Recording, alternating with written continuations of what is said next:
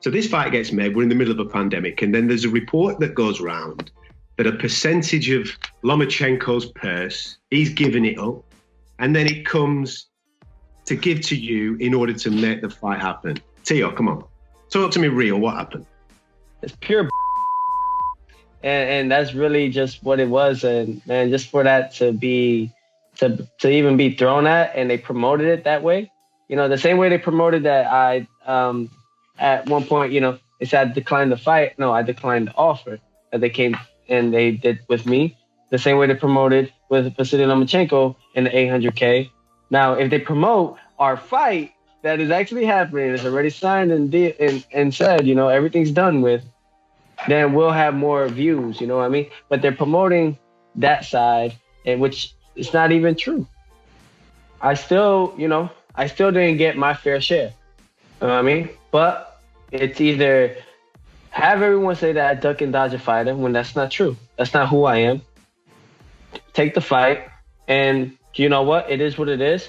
I've been screwed over before. That's fine with me. I'm okay with that. I'll do it again then. It's all right. You know what? That's why, you know, with this fight going on and everything, it's not only Lomachenko I'm going to be beating up. It's everyone else that's on this deal. Do you envision this one being the last at 135 and us stepping up to 140 at some point next year? I would absolutely love to face the winners out of Josh Taylor and Jose Ramirez, you know? Why not become undisputed at 135 and then become, again, undisputed at 140? Back to back, you know? Wow. That would be something to talk about. You know, that's who I am. That's the type of fighter I am. I love to step up to the plate and do things like that. Things that are, you know, just make more history, make a legacy for myself as well. You know, and that's what it's all about. You know, in order to be the best, you have to face the best or fight the best, whatever they want to say. I know I'm the best, and I just have to perform every time to show that I am the best. Why not go back and we go to the UK and face someone, you know, out there?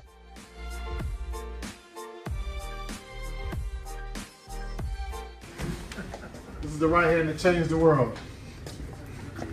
This is the right hand that shook the world. Right there, baby. I want to get right up close to the pillow, Fitz. Yeah. Just check there's nothing in them gloves, will you? See, I don't feel nothing. But the autopsy has said that there was a metal object in the gloves. From what I heard. So.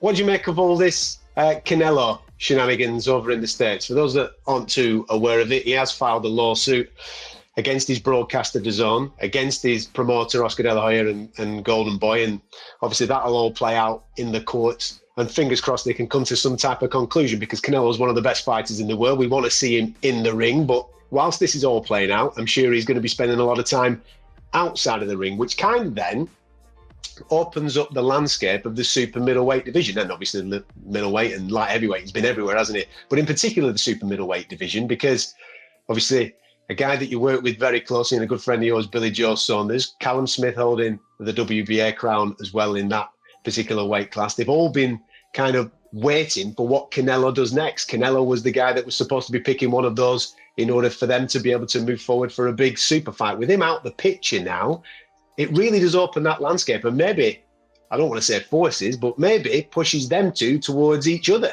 for a big unification clash. It does, yeah. I mean, that's a great fight. Of course, it's a great fight for boxing. It's a great fight for not only British boxing, but world boxing, and for each fighter. But then the whole goal is, you know, to fight, you know, their goal will be to fight the best, to fight the number one man, you know, and test yourself against the number one. That'll be the dream of both of those two fighters. And they, you know, that's what they really want. And it's not that Callum doesn't want to fight Billy Joe or Billy Joe doesn't want to fight Callum. It's a great fight.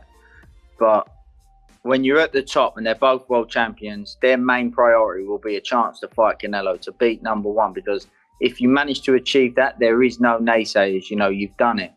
And, you know, just to get that opportunity is what they're after. So it's a shame that the business side looks like it could be taking an impact on that. It must be so frustrating because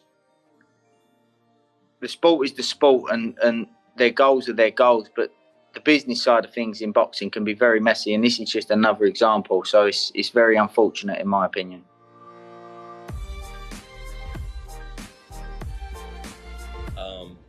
I don't know if we could still call it undisputed, but he's going for basically all the marbles in the division by fighting Lomachenko. Do you think Teofimo is going to pull that win out? It's going to be a good fight, man. He's a young kid. He's hungry, you know, and on top of that, he got Brooklyn on his back, you know what I mean? So, you know, on this one, we're going to ride with him, you know what I'm saying? And, you know, Lomachenko's a good fighter, man. He's a great fighter. I should say that. He's one of my favorites. And, but, you know, I don't know, man. I just see something different. I mean, you know, like Lomachenko had a little time off, relaxing, and you know, these young guys is hungry, man. They hungry, man. They hungry, especially guys that's never got a taste of that success and that real life and that real money. You know what I mean? When it's their time, they go balls to the wall with the shit. You know what I mean? Some of us other guys that's been there for a while and you get saturated and situated and sit back and. You know, you call accountant. What it look like in the bank? The bank look good. And you like, all right, take the day off. You know From the gym. Yeah, man. You know, this is what it is. But these young guys is hungry, man. They ain't playing with nobody. You know what I'm saying? They guys like Devin Haney, these guys they want everything you got. They want to experience it and be the best. Talk about, you know what I'm saying? Everything that consists of being the best, they want it. In the whole aura. You feel like Teofimo's jumping into this Lomachenko fight too quickly? No. Listen, man. I can never say a fighter is taking anything too fast or too soon.